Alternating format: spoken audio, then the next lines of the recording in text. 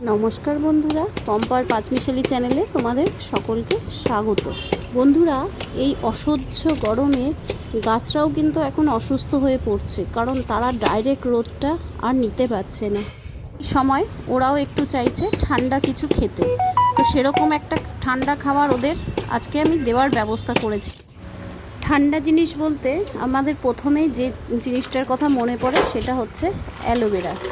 এই অ্যালোভেরার মধ্যে আছে অনেক গুণ, vitamin, zinc, calcium, magnesium, minerals, iron, copper, এতে শর্করার মাত্রা আছে তা অনেক বেশি পরিমাণে। তাছাড়াও এই গাছ কিন্তু ফাঙ্গিসাইড ও পেস্টিসাইডেরও কাজ করে। এই অ্যালোভেরা কিন্তু রুটিং হরমোনেরও কাজ করে। এর অনেক কাজ, মানে কি বলবো, ভালো কাজটাই অনেক বেশি। অ্যালোভেরার গুণের সম্বন্ধে বললে প্রচুর কিছু বলা যায়, প্রচুর গুণ অ্যালোভেরার। বন্ধুরা, আমি আপনাদের কাছে একটাই অনুরোধ করব, যারা গাছ করছেন, যারা নিজেরা সুস্থ থাকতে চান, তারা কিন্তু অবশ্যই অ্যালোভেরা গাছ না বসিয়ে থাকলে বসিয়ে ফেলুন। এই গাছ খুব অযত্নে বড় হয়, মানে এতে না সার লাগে, না খাওয়ার লাগে, না জল লাগে, কিছুই লাগে না এই গাছটা করতে।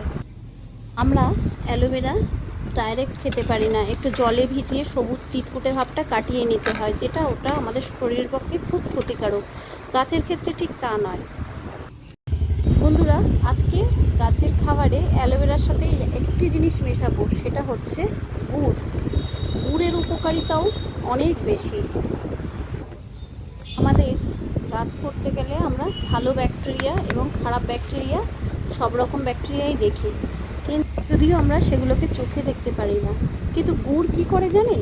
গুড় কী করে ভালো ব্যাকটেরিয়াগুলোকে অনেক শক্তিশালী করে দেয়, যেগুলো মানে ভালো ব্যাকটেরিয়ার জন্য গাছগুলো আরও অনেক বেশি সতেজ হয়ে ওঠে। তবে গুড় কিন্তু খুব অল্প দিতে হবে। 4 ভাগ অ্যালোভেরা নিলে তার 1 ভাগ গুড় নিতে হবে।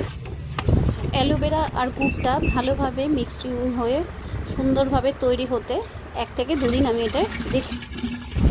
আমি কলসি ভর্তি জল নিয়ে নিলাম, প্রায় হাফ কলসি জল নেওয়ার পরে তারপরে অ্যালোভেরার জলটা নিয়ে পুরো একদম কলসিটা ভরে নিলাম। ভরে নিয়ে এবার এই গুড়টা ভালোভাবে মিক্সিং হওয়ার জন্য আবার আমি একটু হাত দিয়ে ব্যাপারটা ঘুটে নিলাম।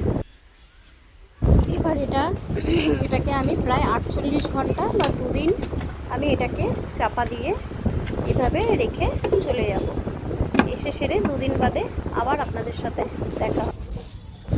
2 দিন বাদে ফিরে আসলাম আবার এই তরল সারটার কাছে। এটাকে কি হবে, এটাকে আর একটু ভালো করে এবার ঘুটে নিতে হবে। চলুন আর একটু ভালো করে ঘুটে নিই।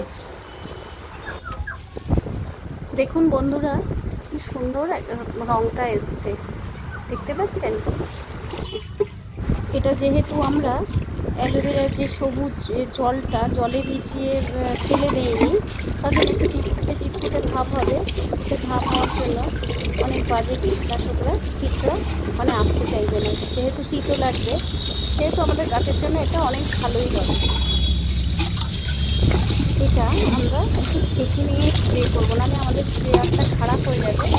তাই জন্য আমরা সবসময় এটা যখন ছেঁকে নেব তখন আমাদের স্প্রেয়ারগুলো ঠিকঠাক থাকবে।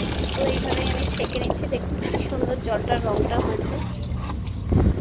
আমরা এটাও কিন্তু একেবারে পুরো রটা দেবো না, এটাও সবসময় হাফ জল আর হাফ তরল সারটা মিশিয়ে কিন্তু গাছে স্প্রে করব।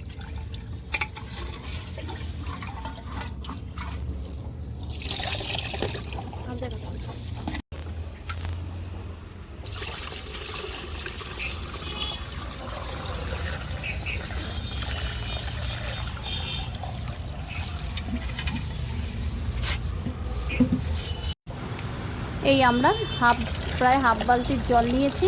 এবার প্লেন হাফ জলটা নিয়ে আমরা বালতিটা পুরো এবার ভরে নেব।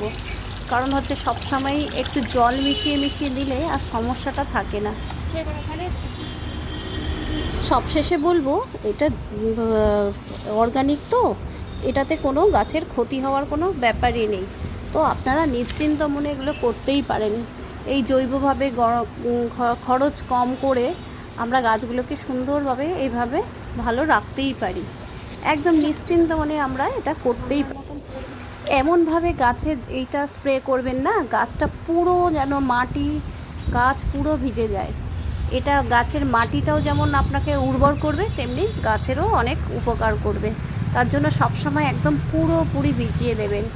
আর হ্যাঁ, ছাঁকনিতে না ছেঁকে যেটুকুনি থাকবে সেইটুকুনি আপনারা গাছের গোড়াতেও দিয়ে দিতে পারেন। তো নমস্কার, ভিডিওটা এখানেই শেষ করলাম। ভালো জিনিস যেটা উপকার পাই সেটাই আপনাদের সাথে শেয়ার করি। হ্যাঁ বন্ধুরা, ভিডিওটা কেমন লাগছে একটু জানাবেন।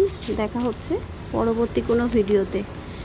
আপনাদের ভালো লাগলে পরে আপনারা কমেন্টে যখন জানান তখন সত্যিই খুব আরও উৎসাহ পাই আরও ভিডিও করার জন্য। আপনারা অবশ্যই জানান কমেন্টে কেমন লাগছে।